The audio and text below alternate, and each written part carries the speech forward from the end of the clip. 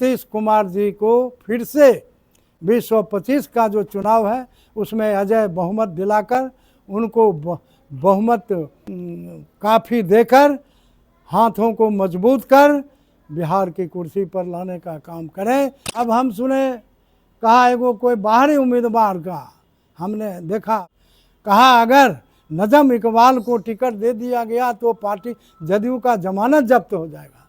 अरे तुम ठेकेदार बैठा हुआ है, पूरे जनता ये और पूरे 2,70,000 मतदाता है साहेबपुर कमाल विधानसभा में, और तुम कहोगे कि नजम इकबाल नहीं चाहिए, कि ये 2,70,000 नजम इकबाल को स्वीकार करेगी या इनकार करेगा?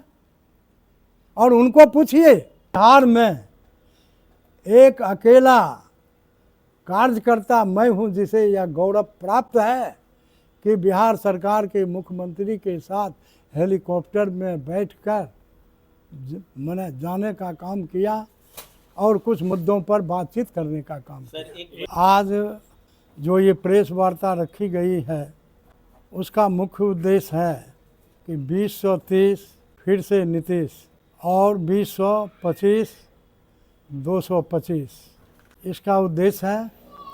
और इस उद्देश्य के तहत पिछले 20 वर्षों से माननीय मुख्यमंत्री श्री नीतीश कुमार जी के सरकार के द्वारा उनके नेतृत्व में पूरे बिहार के सभी लोगों के लिए, चाहे वो अगड़ा हो, पिछड़ा हो, दलित हो, अति पिछड़ा हो, मुस्लिम हो, सभी समुदाय के लिए उन्होंने न्याय के साथ विकास का काम किया। और हम आपके सामने ये प्रेस विज्ञप्ति लेकर हाजिर हैं, और इस प्रेस विज्ञप्ति में हमने इन बातों को जो माननीय नीतीश कुमार के द्वारा काम किया गया कि 24 नवंबर 2005 में जब सत्ता संभाली गई तो सबसे पहला कानून का राज स्थापित किया गया, और परिस्थिति ये थी कि लोग सड़कों पर नहीं निकलते थे, शाम होते ही घरों में बंद हो जाते थे, और एक खौफ का वातावरण, अपहरण का उद्योग और लूट मार काट का व्यवसाय चला हुआ था। और इन सबों का शरण स्थली उस समय के तत्कालीन मुख्यमंत्री श्री लालू यादव जी के आवास था, अन्य मार्ग हुआ करता था। इस खौफनाक मंजर से आदरणीय नेता नीतीश कुमार ने बिहार को निकालने का काम किया। इंफ्रास्ट्रक्चर में कुछ नहीं था, गड्ढा के सड़क के बदले गड्ढा था, बिजली के तार पर कपड़े सुखाए जाते थे, हॉस्पिटल में कुत्ते घूमते थे, और शिक्षा के नाम पर तो कुछ था ही नहीं। और इस तरह से जो बदहाल बिहार था उसको एक सुंदर बिहार बनाने का प्रयास नीतीश कुमार ने किया। शिक्षा व्यवस्था में आमूल चूल परिवर्तन किया, और आपको यह बताना चाहेंगे कि इंजीनियरिंग का कॉलेज हो, मेडिकल कॉलेज हो, जहां 2, 4, 5 था, आज 2 दर्जन से भी अधिक, 3 दर्जन से भी अधिक की संख्या में कार्यरत है। स्वास्थ्य में भी वही हाल, इसको चमकाने का काम किया गया। सड़क पुल पुलिया का जाल बिछाया गया। अभी हमारे साहेबपुर कमाल प्रखंड में आप जोड़ लीजिए कि नीतीश कुमार के नेतृत्व में आप देख लीजिए, यहाँ से बखरी जाने का कोई रास्ता था, लेकिन उस गंडक नदी पर पुल बनाकर उस रास्ता को सुगम किया गया। और फिर आपको नावकोठी सिसौनी ये जो मार्ग है, इस मार्ग में भी पुल बनाने का काम हुआ। आहोक गंडक नदी पर पुल बनाया गया, परोरा में पुल बनाया गया, और फिर इसी तरह से पुल पुलिया का जाल बिछाया गया। डंडारी रोड में पुल का निर्माण हुआ, और बहुत सारे काम हुए। गांव को गलियों से, बल्कि कई घर को गलियों से जोड़ा गया, और गलियों को सड़क से जोड़ा गया, और सड़क को मुख्य सड़क से जोड़ा गया। आज कोई गांव घर आप नहीं बता सकते हैं जहां चमचमाती हुई सड़क नहीं हो। ये परिवर्तन नीतीश कुमार ने किया, ये सड़कों के हाल में, स्वास्थ्य के हाल में। और फिर आप चले आइए अल्पसंख्यकों का भी कल्याण उन्होंने किया। 9000 कब्रिस्तानों की घेराबंदी इस 20 वर्ष के अंदर नीतीश कुमार ने किया। मदरसों का क्या हाल था? कुछ नहीं था, कोई पूछने वाला नहीं था। 2005 के पहले कोई इसका ध्यान नहीं था। जब नीतीश कुमार आए तो मदरसों में भी आमूल-चूल परिवर्तन हुआ, नए नए टेक्निक चीज़ दिए गए और जो मदरसों के शिक्षक थे उनको सरकारी शिक्षक के मुताबिक वेतन का भुगतान किया गया। इसी तरह से महादलित समुदाय के लिए किया गया। और महादलित समुदाय तो आज मुख्यमंत्री सैल्यूट देता है और महादलित राष्ट्रीय झंडा फहराता है। ये गौरव प्रदान करने का काम नीतीश कुमार ने किया। बेगूसराय जिला का कलेक्टर सैल्यूट देता है और महादलित झंडा फहराता है, दलित झंडा फहराते हैं। ये इतना बड़ा वो, जहाँ कुर्सी छोड़िए, खटिया छोड़िए, चौकी छोड़िए, नीचे में भी बैठने को नज़दीक में नहीं मिलता था, वहाँ उस दलित को आज कलेक्टर और मुख्यमंत्री सैल्यूट करता है। और हमारे बिहार का दलित, हमारे बेगूसराय जिला और बलिया साहेबपुर कमाल का दलित झंडा फहराता है। ये नीतीश कुमार का देन है।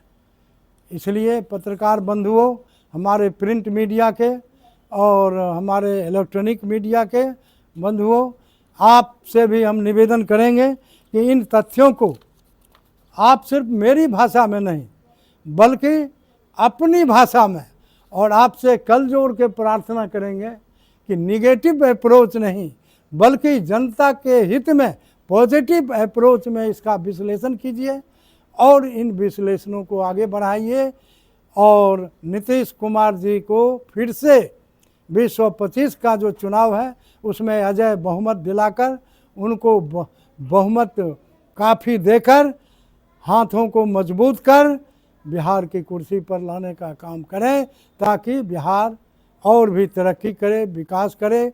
मैं नीतीश कुमार का एक छोटा अदना सिपाही हूँ।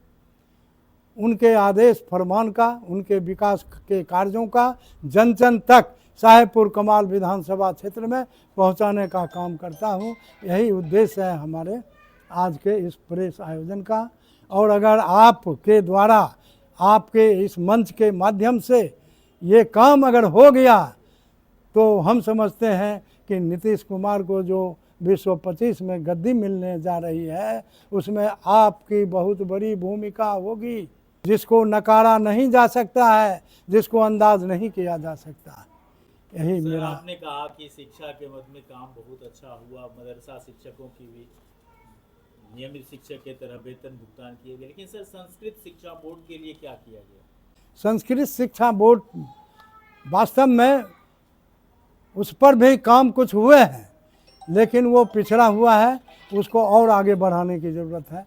और हम लोगों के स्तर से जो भी होगा अपनी आवाज़ को अपने सरकार तक भी बताएंगे और करेंगे, लेकिन इस पर भी पहल चल रहा है। सर, लगभग 3 दशक तक आपने अपनी जीवन का जदयू में इन्वेस्ट कर दिए और सबसे पुराने चेहरा माने जाते हैं जदयू से, तो अभी तक आपको साहेबपुर कमाल विधानसभा से टिकट के लिए कभी कोई ऑफर आया या नहीं आया? नहीं आया तो नहीं आया, क्या आगामी चुनाव में क्या इस बात की दावेदारी मानूं? देखिए, आपने एक प्रश्न में कई प्रश्न रखा है।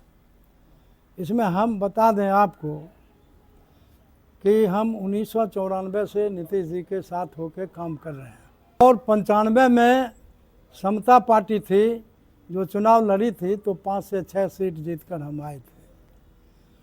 और उन दिनों से संघर्ष शुरू हुआ। उस संघर्ष के ज़माने से हमने 1997 में गंगा रेल पुल 97 में, उस समय नीतीश जी रेल मंत्री थे, तो उस समय भी गंगा रेल पुल के लिए आंदोलन किया था।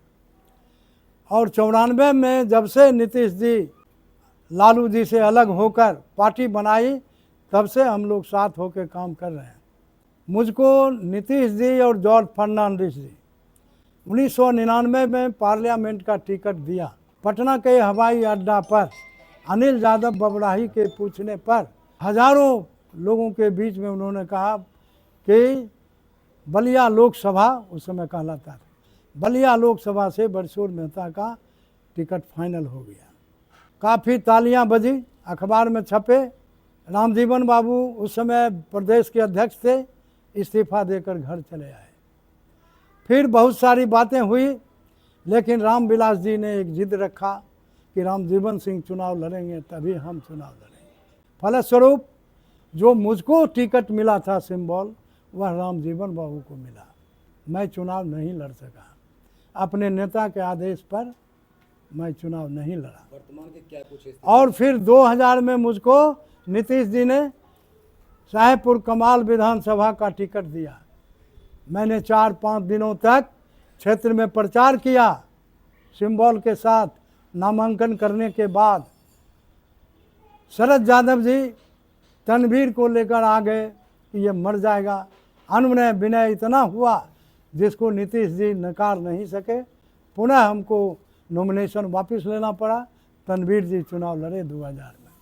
फिर 2014 में अभी जो खेल मंत्री हैं सुरेंद्र मेहता जी, तब वो बेगूसराय से विधायक थे भारतीय जनता पार्टी के। 1914 में मेरे घर पर आए और कहा आप सुशील मोदी से बात कीजिए, बात हो गई है, आप भाजपा से चुनाव लड़िए साहेबपुर कमाल विधानसभा से और भाजपा में घोषणा कीजिए। लेकिन मैंने उनसे क्षमा मांग लिया, नीतीश जी के साथ रहा, जदयू के साथ रहा।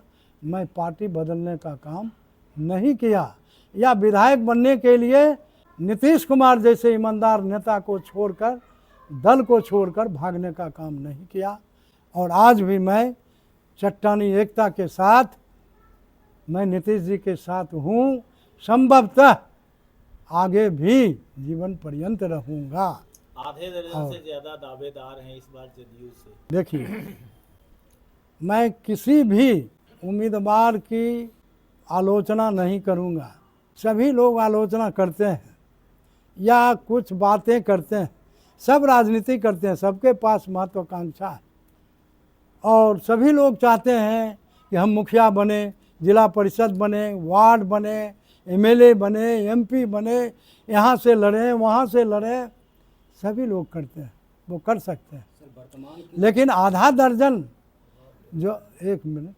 जो आधा दर्जन बता रहे हैं उनकी भी बात करते हैं। अब हम सुने कहा एगो कोई बाहरी उम्मीदवार का, हमने देखा आप ही का चैनल पर, अगर नजम इकबाल को टिकट दे दिया गया तो पार्टी जदयू का जमानत जब्त हो जाएगा। अरे तुम ठेकेदार बैठा हुआ है, पूरे जनता ये अपमानजनक शब्द भी कहे। एक सेकेंड, और पूरे 2,70,000 मतदाता है साहेबपुर कमाल विधानसभा में, और तुम कहोगे कि नजम इकबाल नहीं चाहिए, कि ये 2,70,000 नजम इकबाल को स्वीकार करेगी या इनकार करेगा? और उनको पूछिए कि मुनाजिर हसन साहब जब लोकसभा चुनाव लड़ने आए तो उन्हीं के साथ तो वो मुनाजिर हसन के साथ वो जदयू ज्वाइन किया। तो मुनाजिर हसन बलिया का लोग था कि बाहरी लोग था? उस दिन कैसे मुनाजिर हसन के साथ में चला आया? कोई व्यक्ति का नीति और विचार होता है। और इस तरह से हम लोग, मान लीजिए दल के कोई लोग विरोध किए, परवीन अमानुल्लाह का विरोध किया, जमशेद अशरफ का, लेकिन आला कमान ने जब टिकट दे दिया तो माने कि नहीं माने, चुनाव जीता कि नहीं जीता। और तुम वहाँ से बैठ के कहता है नजम इकबाल नहीं होगा, ये तुम फैसला करने वाला कौन है? ये तो फैसला करेगा हमारा आला कमान। ट्रस्ट बताया गया आपकी पार्टी की तरफ। ये मैंने बहुत ही घनघोर निंदा की बात है और सनातन जो लोग हैं उनके दिल पर आघात पहुंचाने का काम किया, और अल्लाह से प्रार्थना करते हैं कि उनको माफ़ नहीं कीजिएगा। पत्रकारों पर धमकी दे रहे हैं कि मुकदमा करेंगे, खुद ही स्टेटमेंट देते हैं, खुद ही धमकाते हैं। भगत सिंह कोई धमकी से डरा था? उनका एक मिशन था। खुदीराम बोस, चंद्रशेखर आज़ाद किसी धमकी से डरा था? उसके पास तोप और बारूद था। और जो आज आपको धमकी दे रहे उनके पास क्या है? अपने तो हाथ थरथरा रहा है, पैर थरथरा रहा है। तो इसलिए, और हम जानते हैं कि जो आपके कलम में ताकत है, किसी के बंदूक में भी ताकत नहीं है। बंदूक हमेशा हारा है कलम के सामने, इसलिए आपसे कोई नहीं जीत सकता। क्या कुछ कहेंगे साहेबपुर कमाल की रणनीति को लेकर? जदयू की कौन सी रणनीति रहेगी? माय समीकरण सामने है सर। अब देखिए, अभी जो परिस्थिति है हमारे साहेबपुर कमाल क्षेत्र की, अभी से 1 महीना बाद फिर इस परिस्थिति में बदलाव आएगा। अब वोट के दिन तक बदलाव आता है। अभी बहुत अच्छा बात कहे कि एक आदमी कहता है कि मुस्लिम एक मुश्त तैयार है हमको वोट देने के लिए। आज जो उसका प्रवक्ता बन के प्रेस कॉन्फ्रेंस करता है, वो कहता है मुसलमानों का 3 जगह वोट जा रहा है, IMI में जा रहा है, राजद में जा रहा है, तो जनसुराज में जा रहा है। तो ये कौन बात सही है? जिस उम्मीदवार का वो समर्थन कर रहा है उसको भी ले डूबेगा। जैसा आपने कहा श्री राम जी के प्रसंग में, जैसा आप ये बात कह रहे हैं, माई समीकरण इस क्षेत्र में टूटा है। आप ऐसा क्यों मान के चल रहे हैं? तोड़ के उसको ध्वस्त कर दिया गया है माई समीकरण। और इस बार पार्टी ने सूझबूझ से उम्मीदवार उतारने का काम किया, तो इस बार भी वो समीकरण अभी भी ध्वस्त है और ध्वस्त रहेगा।